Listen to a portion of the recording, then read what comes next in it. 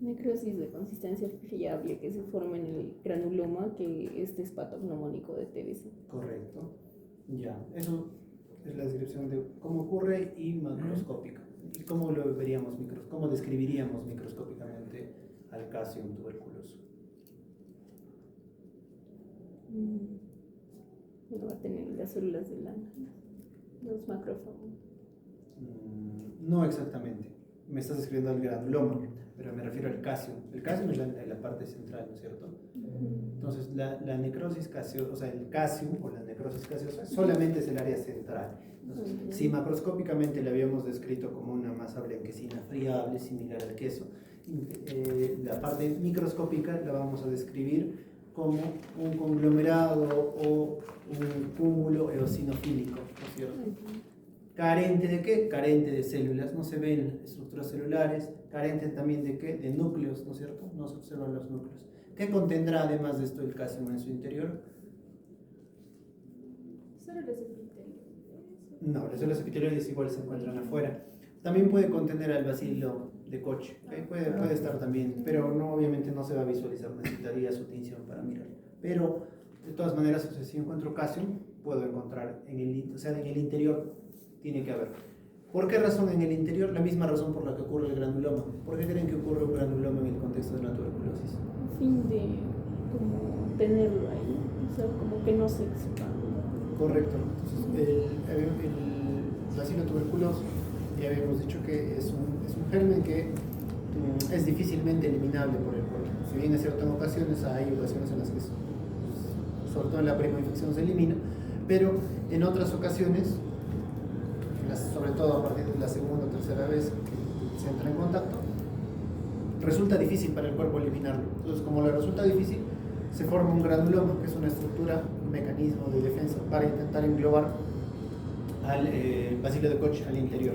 Obviamente no es efectiva porque de todas maneras igual este bacilo no se queda en un lugar, ¿no? Se mete incluso dentro de los macrófagos y migra fácilmente a otro lado, o sea, sigue invadiendo localmente la zona. Entonces, a ese punto vamos. Entonces, microscópicamente, vuelvo a repetirles, se ve como un conglomerado eosinófilo, carente de células, carente de núcleos, ¿no es cierto? Que puede estar englobando en su interior, conteniendo en el interior al bacilo de Koch. El exterior es el resto de la descripción del granuloma, ¿no es cierto? Las células gigantes multinucleadas o de Langhans, también como pueden ver en la imagen, también hay linfocitos, ¿no es cierto? Que son también células que aparecen en la inflamación crónica.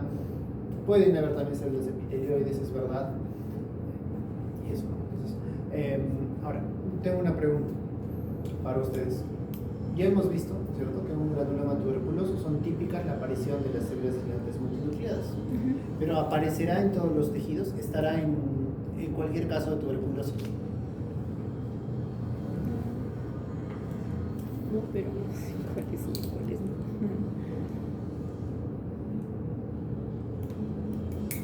O sea, si yo encuentro un paciente con una necrosis caseosa, un granuloma tuberculoso, sí o sí tiene que haber células gigantes multinucleadas de Langhans. No necesariamente, pero, o sea, hace que sea patognomónico. O sea, no va a estar en todos, pero si tú encuentras, eso indica que esté presente. Tiene que ver más con la migración de macrófagos, o sea, con la facilidad que un macrófago puede llegar a cierta zona. Por ejemplo, el área pulmonar. El área pulmonar es un área que es susceptible de infecciones, ¿cierto? O sea, el BK no es el único germen que puede llegar ahí. Puede sufrir infecciones, o sea, solo bacterianas y hay un montón. Ahora, puede sufrir infecciones virales también, ¿no es cierto? Puede sufrir hasta infecciones micóticas también, o sea, es susceptible de sufrir, ¿no es cierto? Entonces, ¿habrá una facilidad para la disposición de macrófagos hacia esta zona? Claro que sí, ¿no es cierto? Hay una facilidad para la migración. Incluso solo en los alvéolos ya tenemos nuestros propios macrófagos, ¿no es cierto? Que son las células.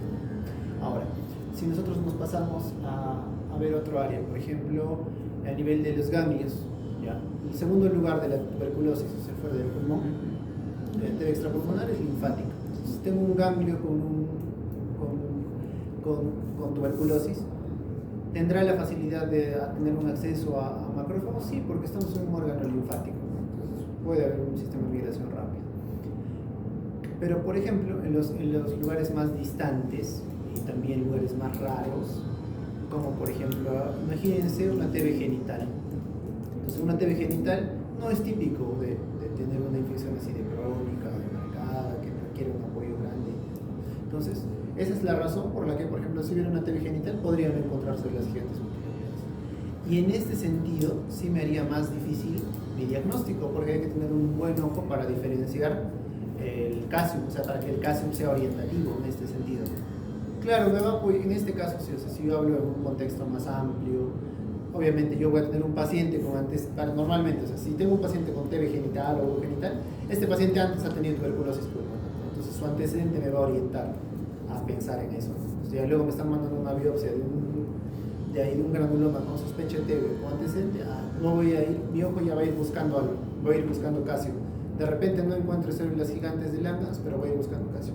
¿Por qué les digo esto? Porque justo es rarísimo ya, pero tenemos una lámina justo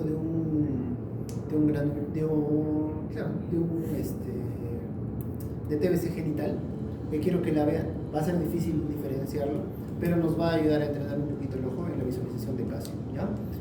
Eso. Entonces, en conclusión, vamos a retomar los puntos. Será nuestro primer punto, necrosis gaseosa, la causa después la tuberculosis, ¿no es cierto? El segundo punto es la visualización microscópica primero. Microscópicamente la podemos observar como una masa, un conglomerado eosinófilo, carente de núcleos, carente de células, ¿no es cierto? Que puede contener en su interior al BK, ¿cierto? Pero que no se visualiza porque el BK necesita su división especial, que es la de Ciel-Nielsen, ¿no es cierto? Ya. Ahora, el tercer punto será macroscópicamente. Macroscópicamente se ve, ¿no es cierto?, como una masa blanquecina, friable, similar al queso. Listo. Esa es la visualización macroscópica. Y es el centro de un granuloma gaseoso. No es todo. O sea, lo que quiero que quede claro es de que, ya esos son los 3 puntos nada más que queremos. Lo que tiene que quedar claro, chicos, es de que no me confundan granuloma tuberculoso con calcium tuberculoso. Calcium solo es el centro.